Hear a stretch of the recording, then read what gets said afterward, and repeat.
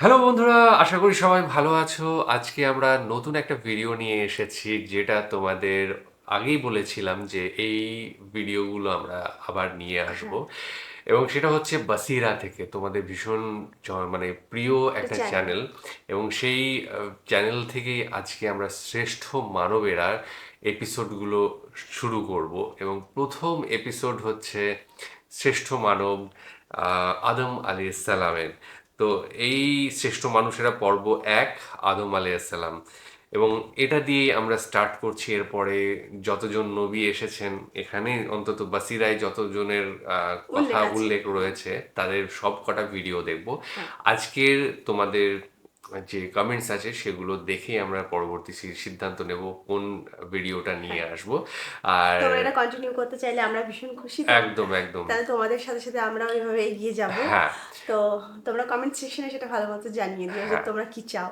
এবং সত্যি ভালো লাগছে, তোমাদের হ্যাঁ, কমেন্টস এত এত আসছে, হ্যাঁ। সত্যিই আমাদের ভালো লাগছে। যাই হোক, আর কথা বাড়াবো না, আগে ভিডিওটা দেখে নিই, তারপর আরো কথা চলো। বলবো। বাসিরা, শ্রেষ্ঠ মানুষেরা।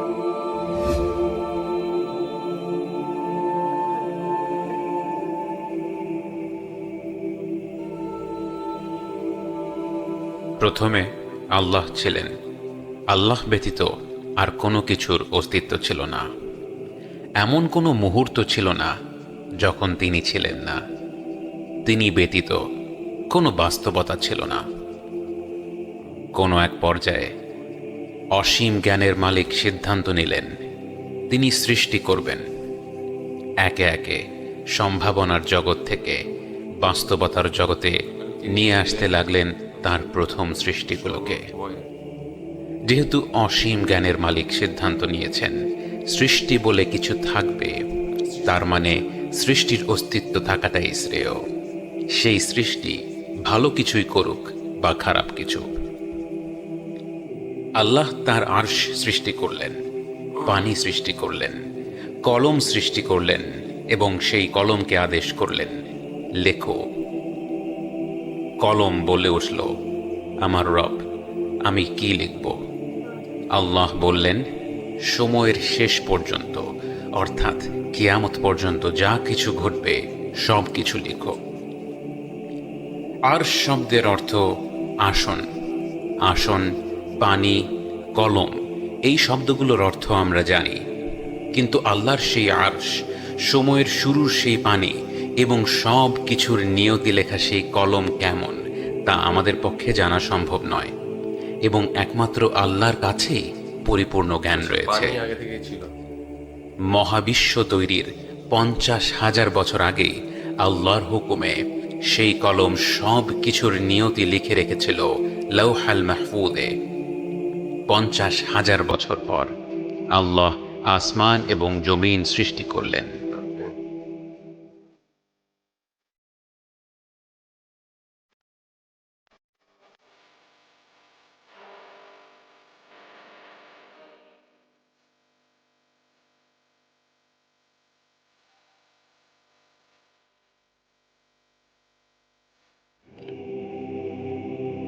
অতঃপর কোনো এক পর্যায়ে আল্লাহ সৃষ্টি করলেন ফেরেশতাদের। নূর থেকে তৈরি আল্লাহর এই অপূর্ব সৃষ্টি প্রবৃত্তিগতভাবেই আল্লাহর ইবাদতে নিমজ্জিত থাকে এবং আল্লাহর কোনো হুকুমের অমান্য করে না। এবং তাদের মধ্যে থেকে সর্বপ্রথম এবং সর্বশ্রেষ্ঠ হলেন জিবরাঈল আলাইহিসসালাম। আল্লাহ নূর থেকে ফেরেশতা তৈরি করার পর আরও কিছু সময় পার হলো এবং এরপর এক নতুন জাতি সৃষ্টি করলেন এবং তাদের সৃষ্টি করলেন এক ধরনের ধোঁয়াবিহীন আগুন থেকে। এই জাতির নাম হল জিন। ফেরেশতা আর জিনদের মধ্যে মূল পার্থক্য হল জিন জাতি প্রবৃত্তিগতভাবেই আল্লাহর ইবাদত করে না, বরং তারা চাইলে তার হুকুম অমান্য করতে পারে। আল্লাহ জিনদের দুনিয়াতে খলিফা হিসেবে পাঠালেন। আগুন থেকে তৈরি এই সৃষ্টি ছিল উত্তেজনাপ্রবণ। তারা ঘন ঘন যুদ্ধ ও খুনাখুনিতে লিপ্ত হতে লাগল এবং দুনিয়াতে অন্যায় অনাচার ছড়িয়ে পড়ল। কিছু পুণ্যবান জিন থাকা সত্ত্বেও বেশিরভাগ জিন আল্লাহকে অমান্য করতে লাগল। কিন্তু একজন জিন ছিল যে বিশেষভাবে আল্লাহর ইবাদত করত এবং আল্লাহর নৈকট্য লাভ করার চেষ্টা করত। এক পর্যায়ে তার ইবাদতের পুরস্কার স্বরূপ আল্লাহ তাকে তার এতটা কাছে আসার অনুমতি দিলেন যে সে ফেরেশতাদের অবস্থানে গিয়ে আল্লাহর ইবাদত করার সুযোগ পেল। অন্যদিকে দুনিয়াতে জিন জাতির অপকর্ম চলতে থাকায় আল্লাহ তাআলা ফেরেশতাদের হুকুম দিলেন দুনিয়াতে গিয়ে সেই জিনদের বিতাড়িত করার জন্য। এই দায়িত্ব পালন করার জন্য ফেরেশতাদের সাথে পাঠানো হলো আল্লাহর বিশেষ অনুগ্রহ লাভ করা সেই জিনকেও। দুনিয়ায় অন্যায় অনাচার সৃষ্টিকারী জিনদের ফেরেশতারা ধ্বংস করল এবং খুব অল্প সংখ্যক জিন রেহাই পেল। আল্লাহর হুকুম পালন করে ফেরেশতারা আসমানে ফিরে আসলো এবং তাদের সাথে সেই পুণ্যবান জিন। এরপর কতটুকু সময় পার হলো তা আমরা জানি না, হনুমান জিন। কিন্তু এক পর্যায়ে রব্বুল আলামিন ঘোষণা দিলেন তিনি এক নতুন জীব সৃষ্টি করবেন।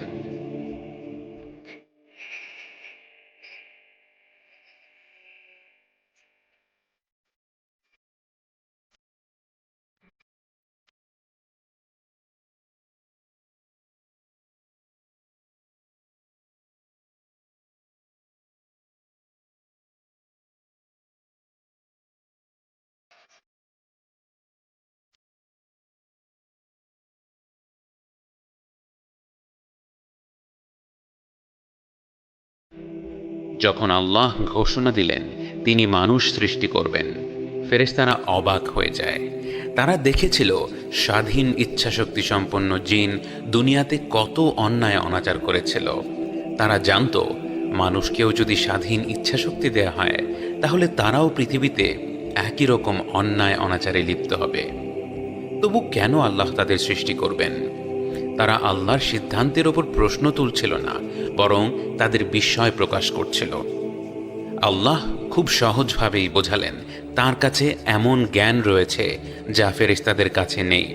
অর্থাৎ মানুষকে সৃষ্টি করার পর তারা দুনিয়াতে নানা ধরনের অপকর্মে লিপ্ত হলেও তাদের সৃষ্টি করার পেছনে কারণ রয়েছে এবং শীঘ্রই সেই কারণগুলো পরিষ্কার হয়ে যাবে।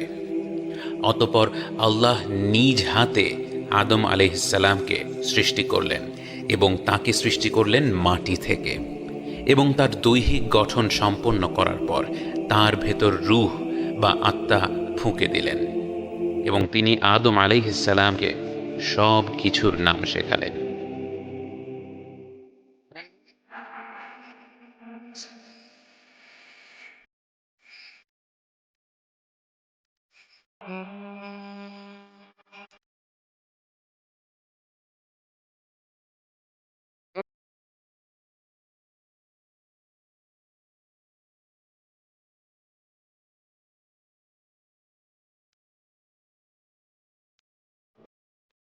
এবং তিনি ফেরেশতাদের হুকুম দিলেন আদম আলাইহিসসালামকে সিজদা করার জন্য। ফেরেশতাদের আসনে তখন সেই পুণ্যবান জিনেরও জায়গা ছিল। সেই আদেশটি তার ওপরেও প্রযোজ্য ছিল, কিন্তু প্রতিটি ফেরেশতা তাৎক্ষণিকভাবে আদম আলাইহিসসালামকে সম্মানস্বরূপ সিজদা করলেও সেই জিন তাকে সিজদা করল না। প্রথমবারের মতো কেউ স্বয়ং আল্লাহর উপস্থিতিতে আল্লাহর হুকুম অমান্য করার ধৃষ্টতা দেখালো। إذ قال ربك للملائكة بشرا فإذا سويته ونفخت فيه من روحي فسجد الملائكة كلهم أجمعون إلا إبليس استكبر وكان من এবং সাথে সাথে তার এত বছরের ইবাদতের উদ্দেশ্য প্রকাশ পেল। সে আল্লাহকে বেশি বেশি ইবাদত করার মাধ্যমে আল্লাহর ভালোবাসা কামনা করেনি, কামনা করেছিল মর্যাদা, সম্মান। আগুনের তৈরি জিন হয়ে ইবাদতের মাধ্যমে নূরের তৈরি ফেরেশতাদের মধ্যে জায়গা করে সে এতটা অহংকারী হয়ে গিয়েছিল যে সে মাটির তৈরি আদম আলাইহিসসালামকে সিজদা করাকে ছোট করে দেখল। সে যে গোটা মহাবিশ্বের স্রষ্টা মহান রব্বুল আলামিনের আদেশ অমান্য করার মাধ্যমে সবচেয়ে অপদস্থ অবস্থানে পৌঁছে গিয়েছিল তা বুঝতে পারল না। قال ما منعك ألا تسجد إذ أمرتك قال أنا خير منه خلقتني من نار وخلقته من طين এবং হয়তো আল্লাহকে অমান্য করার চেয়েও বড় ভুলটা সে তার পরই করল। সে আল্লাহর রহমত এবং অনুগ্রহের ব্যাপারে হতাশ হয়ে গেল। সে ধরেই নিল সে যে ভুল করেছে এর থেকে আল্লাহ তাকে আর কোনোদিন ক্ষমা করবেন না। এই হতাশ হয়ে যাওয়াকে আরবিতে বলা হয় আবলাসা, এবং সেই থেকে তার নাম হয়ে গেল ইবলিস। অতঃপর আল্লাহ তাআলা ইবলিসকে বিতাড়িত করলেন। قال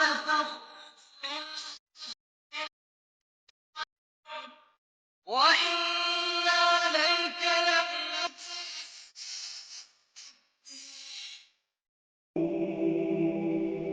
ইবলিসের মনে এত প্রবল হিংসা আর ক্রোধ জন্ম নিল যে সেই অভিশাপের মুহূর্তেও সে আল্লাহর কাছে দোয়া করে ফেলল।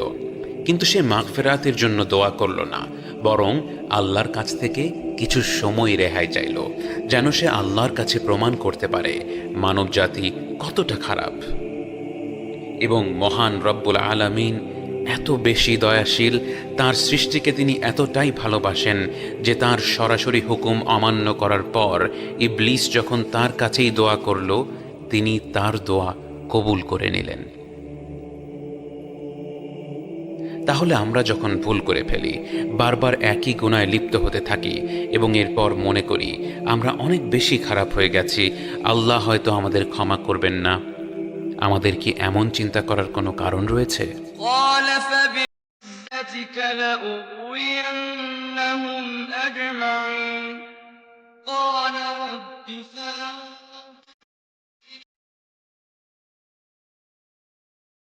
قال فإنك من المنظرين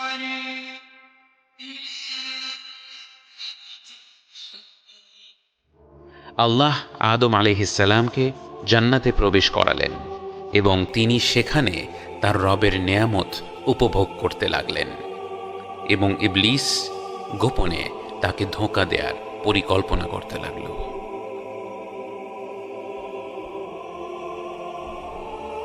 প্রথম পর্ব শেষে শ্রোতাদের জন্য কিছু প্রশ্ন। 1. ইবলিস সারা জীবন একনিষ্ঠভাবে আল্লাহর ইবাদত করে গেল এবং এত বেশি ইবাদত করল যে আল্লাহ তাকে ফেরেশতাদের অবস্থানে নিয়ে এলেন, অথচ তার একটিমাত্র ভুলের জন্য আল্লাহ তাকে চিরতরে অভিশপ্ত ঘোষণা করলেন। এর কারণটা কি? 2. আদম আলাইহিসসালাম মাটির তৈরি হওয়া সত্ত্বেও আল্লাহ নূর ও আগুনের তৈরি সৃষ্টিদের আদেশ করলেন তাকে সেজদা করার জন্য, যদিও নূর ও আগুন উভয় বস্তুই মাটির চেয়ে অনেক বেশি শক্তিশালী। এর কারণটা কি? এই দুটি প্রশ্ন নিয়ে কিছুক্ষণ চিন্তা করে কমেন্টে আপনাদের মতামত জানিয়ে দিন। আগামী পর্বে আদম আলাইহিসসালামের জীবনের পরের অধ্যায়গুলো বর্ণনা সহ এই প্রশ্নগুলো নিয়েও আলোচনা হবে ইনশাআল্লাহ। আজকের ভিডিওতে আমরা যেটুকু জানতে পারলাম সেটা হচ্ছে আদম আলাইহিসসালামের সৃষ্টির কাহিনীটা, ঘটনাটা, এবং এই ঘটনা দিয়েই পরবর্তী ঘটনা শুরু হবে। দ্বিতীয় পর্বে আমরা শুনবো।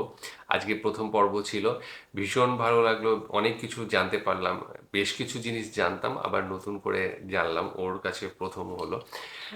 তবে একটা জিনিস কি আমরা জানি যে খ্রিস্টান ধর্মেও অ্যাডামকে আদম আলাইহিসসালাম বলা হয়, তো তাদের ওই একই ঘটনা যেটা পরম্পরা, সেটুকু আমি যেটুকু জানি তাতে একই মোটামুটি চলে। তো এই আদম আলাইহিসসালামকে খ্রিস্টানরা অ্যাডাম বলে, ঠিক আছে।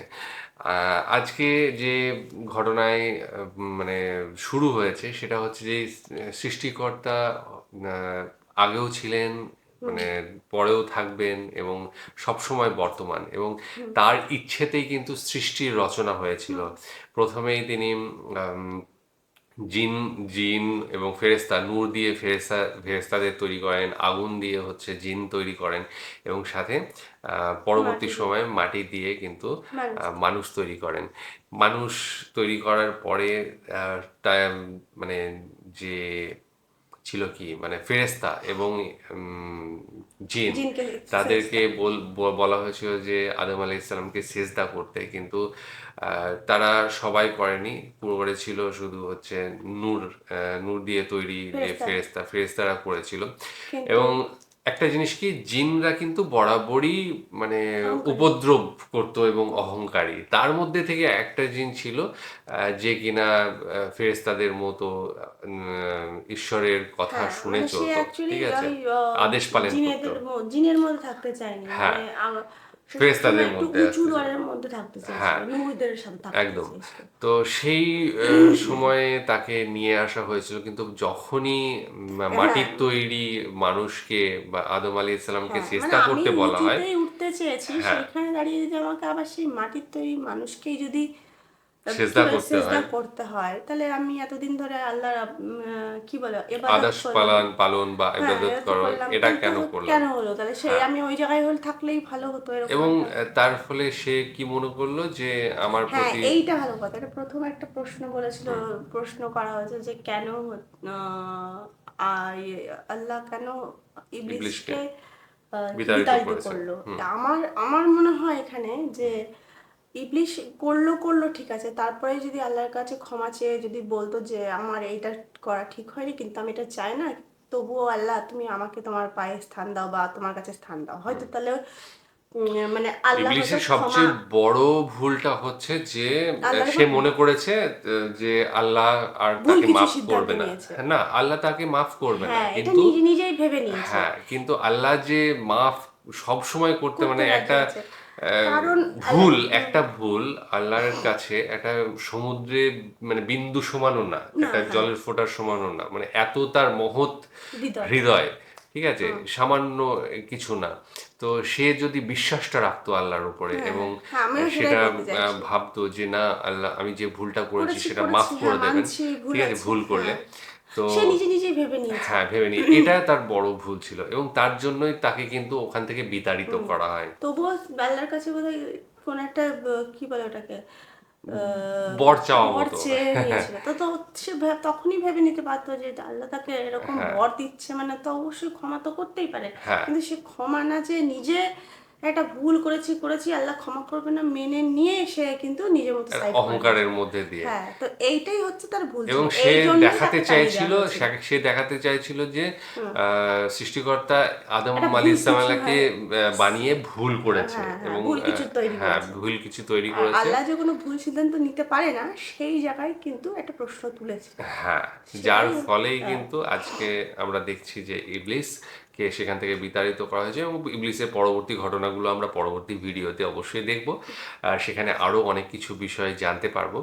আশা করি আজকের ভিডিওতে এই যে ঘটনাটা ছিল তোমরা দেখেছো এর আগেও, আমাদের সাথে দেখে কেমন লাগলো সেগুলো জানাবে, কমেন্টস করবে, এবং আমাদের অজানা কিছু থাকলে সেগুলো জানাতে হ্যাঁ। ভুলো না।